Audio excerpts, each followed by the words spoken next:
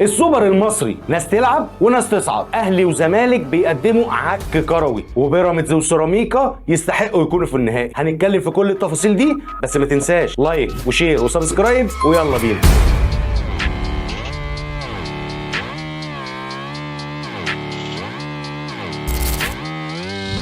ونبتدي مع ماتش الزمالك وبيراميدز، اللي بيراميدز كان واضح جدا ان هو عنده النيه ان هو يكسب. بيبدا الماتش ماسك كوره مستحوذ وعايز يسجل، وفي الدقيقه 14 بيسجل الجول الاولاني عن طريق ابراهيم عادل، النجم الجاي في الكره المصريه. رمضان صبحي بيطلع له حمزه المسلوسي من قلب الدفاع، بيعمل ثرو جميل لابراهيم عادل بشماله في الضيقه والجول الاولاني. الزمالك كان سيء جدا، كان في اسوأ حالاته فعلا. زيزو مش موجود، مصطفى شلبي ما جاش، سيف الدين الجزيري ما بيعملش اي حاجه. يمكن الوحيد اللي كان باين لعينك وانت بتتفرج على الماتش ان هو عايز يعمل حاجه هو ناصر ماهر. بيراميدز فضل الشوط الاولاني كله بيهاجم من ناحيه الشمال ناحيه اليمين لنادي الزمالك، اللي بيلعب فيها محمد شحاته عشان عمر جابر مصاب، مفيش باك رايت، فمحمد شحاته هو اللي بيلعب. ومحمد شحاته الجبهه دي بتبقى مخترقه بكل الاشكال وبكل الانواع، يعني عايز الوينج هو اللي يخش والباك هو اللي يطلع من بره، اوكي، الوينج هو اللي يطلع من بره والباك هو اللي يخش لجوه، اوكي. فالجبهه دي بقت مستباح، لان كمان نص الملعب ما فيهوش دونجا كان بيساند الجبهه اليمين. النهارده زياد كمال ما عندوش نوع من المسانده ده خالص، زياد كمال تقيل وبطيء وما قدرش يسيطر على نص الملعب. كمان جنبه عبد الله السعيد اللي اضطر جوميز ان هو يخليه ورا ما يطلعش قدام، لان زياد كمال مش دونجا، فخلى ان عبد الله السعيد وزياد كمال الاثنين يكونوا موجودين في نص الملعب عشان يقدروا يسيطروا شويه، وده ما حصلش. بنكمل الشوط الاولاني وبيراميدز هو اللي مستحوذ على الكوره، والزمالك بيحاول ان هو يعمل هجمات لكن مفيش اي حاجه بتحصل. فضل بيراميدز يحاول ان هو يسجل الثاني عشان يقتل المباراه بدري ويخلص الماتش ويبقى الزمالك محتاج يرجع بجونين وثلاثه، لكن ده ما حصلش. الزمالك قدر ان هو دفاعيا يحافظ على نفسه شويه ويبقى واقف في ارض الملعب. وبنوصل للدقيقه 45 اللي ناصر ماهر بيعمل كوره لوحده من ناحيه اليمين، بيروح عليه اثنين، ابراهيم عادل ومحمد حمدي الباك الشمال. ناصر ماهر بيحاول يرقص محمد حمدي، الكوره بتطول، لكن محمد حمدي وابراهيم عادل بيقرروا ان هم يقفوا، بس وقفوا وناصر ماهر كمل جري، بيعمل كوره عرضيه، سيف الدين الجزيري في 6 ياردة بيسجل الجول التعادل. لكن انا عندي وقفه عند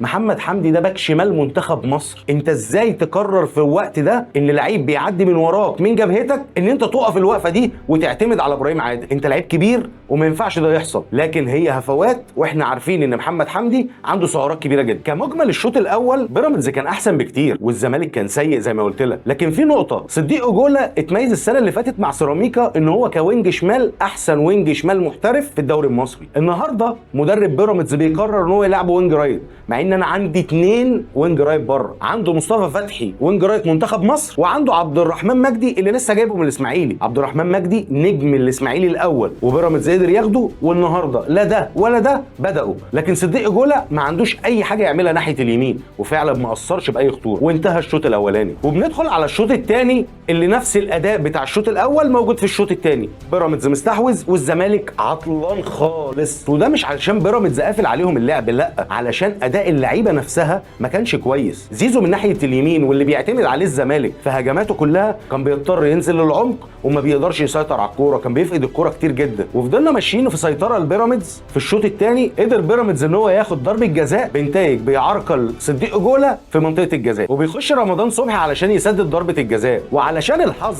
عايز كده رمضان صبحي بيخش يحطها في القايم الشمال، تخبط في رجل عواد وتطلع اوت. غرايب وعجايب. بنكمل الماتش وبرده الزمالك ما قدرش يعمل حاجه، وجوميز اتاخر جدا في تبديلاته، بينزل مشلاك مكان مصطفى شلبي في الدقيقه 72. انت شايف اداء فريقك كده ومش عايز تغير؟ هل انت شايف ان اللي هينزل مش هيأدي؟ دي حاجه غريبه جدا. وبنفضل في الشوط الثاني برده الزمالك بيخترق من ناحيه اليمين، جبهه محمد شحاته دي كان عليها ضغط رهيب من كل اللعيبه، حتى فيستو مايلي كان بيروح ناحيه الشمال. ومع مرور الدقايق الماتش يعتبر بينتهي، كل فريق بيعمل التبديلات اللي هتلعب ضربات الجزاء. الزمالك بينزل لعيبه عشان تسدد ضربات جزاء، وبيراميدز بينزل لعيبه عشان تسدد ضربات جزاء. وانا بتفرج حسيت ان الفرقتين سلموا ان احنا هنلعب ضربات جزاء، وبيراميدز ايقن ان انا مش هسجل جول. ولكن في الدقيقه 96 بيراميدز بيسجل الجول الثاني عن طريق اوباما. التبديل اللي حصل في الدقيقه 78 كان نازل علشان يسجل ضربات جزاء او يشارك في تسديد ضربات الجزاء من فاول من نص الملعب او من بعد نص الملعب بشويه، كده بتتعمل عرضيه، اوباما بيطلع بدماغه من فوق عواد بتخش في الزاويه البعيده، وبيسجل بيراميدز الجول الثاني. وعلشان زي ما قلت لك ان الحظ عايز حاجه معينه، الفار بيرجع ويقول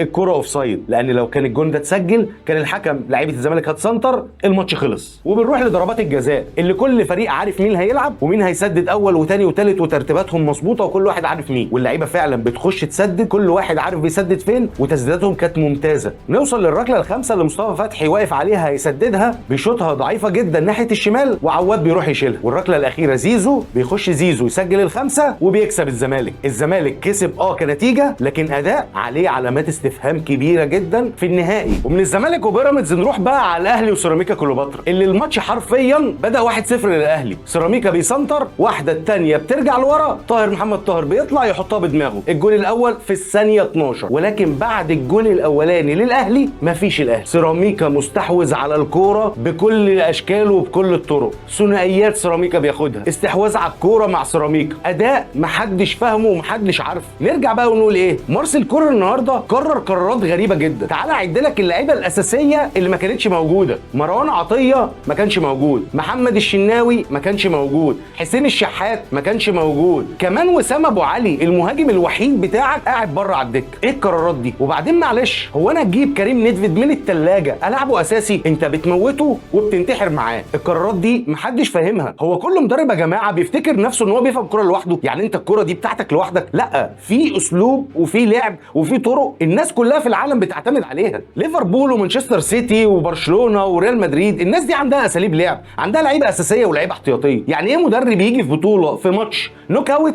الاقيه مغير 6-7 لعيبه من الاساسيين وجايب لعيبه من الثلاجه؟ لا، ده مش اسلوب وده مش طريقه فرق كبيره. نرجع بقى وندي كابتن ايمن الرمادي حق، مدرب محترم معاه فريق محترم جدا جدا جدا. النهارده نص ملعب سيراميكا كأن يعني والله العظيم 3 كنت قاعد بتفرج كأني بتفرج على اتلتيكو مدريد، وانا كنت بتفرج بقول ده اتلتيكو مدريد، ده مش سيراميكا كليوباترا. بالحج والقندوسي في نص الملعب متحكمين في الريتم من كل النواحي، بيباصوا بيضغطوا بيشوطوا بيعملوا عرضيات. لعيبه بيراميدز اللي راحت لسيراميكا في صفقه ايجولا فرقوا جدا جدا جدا، وبيفضل الماتش ماشي وسيراميكا بيحاول من كل الاتجاهات علشان يسجل، ولكن الكوره كانت رافضه ده لغايه لما بنوصل للدقيقه 45 وفخري لقاي بيشوط كوره من جوه ال 18 بتتسجل الجول الاول والتعادل لسيراميكا كليوباترا، وبينتهي الشوط الاول بنتيجه 1-1. وانا شايف في الشوط الاول اداء مزري للعيبه الاهلي، لا عارفين يباصوا لا عارفين يجروا لا عارفين يضغطوا، مفيش اي حاجه يا جماعه. قفشه مش عارف هو بيعمل ايه، امام عاشور شيلته من نص الملعب وديته وينج ليفت وهو مش عارف هو بيعمل ايه. انا حاسس ان النهارده كل لعيب مش عارف هو المفروض نازل الملعب دوره ايه، اللعيبه كلها تايهه، اللعيبه كلها مش موجوده. قلنا هننزل الشوط الثاني بقى ونشوف تغييرات من المدرب كولر اللي اداء فرقته وحش، لان سيراميكا مش هيغير. سيراميكا اداؤه كان ثابت جدا الشوط الاولاني وقدر ان هو يتعادل، لكن بننزل الشوط الثاني بنفس الاداء السيء وسيراميكا مستحوذ جدا ومسيطر جدا، لغايه لما بنوصل ان من ضربه ركنيه للنادي الاهلي يحيى عطيه الله بيرفعها، لكن بتلاقي نجم الماتش الاول طاهر محمد طاهر ببطن رجله في سقف الجول. انا عن نفسي ما لحقتش اشوفها، كره سريعه جدا ولبست في بطن رجله ودخلت، والاهلي اتقدم 2-1. ومن بعد التقدم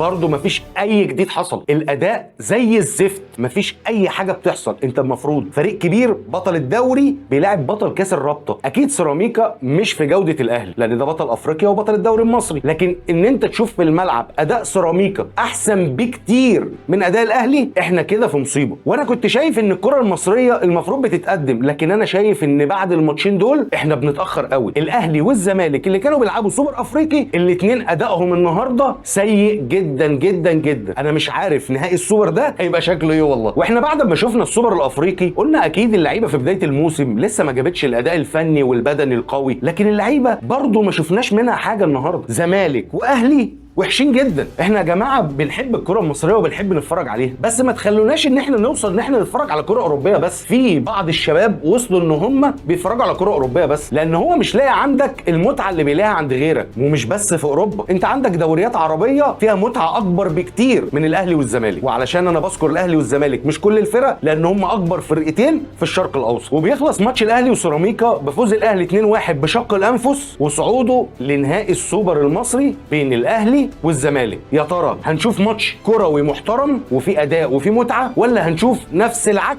اللي شفناه في الماتشين اللي فاتوا؟ وبكده اكون قلت لك كل التفاصيل اللي حصلت بين الزمالك وبيراميدز والاهلي وسيراميكا. بس ما تنساش لايك وشير وسبسكرايب، وانا ديبو وده ما لعبتش كوره.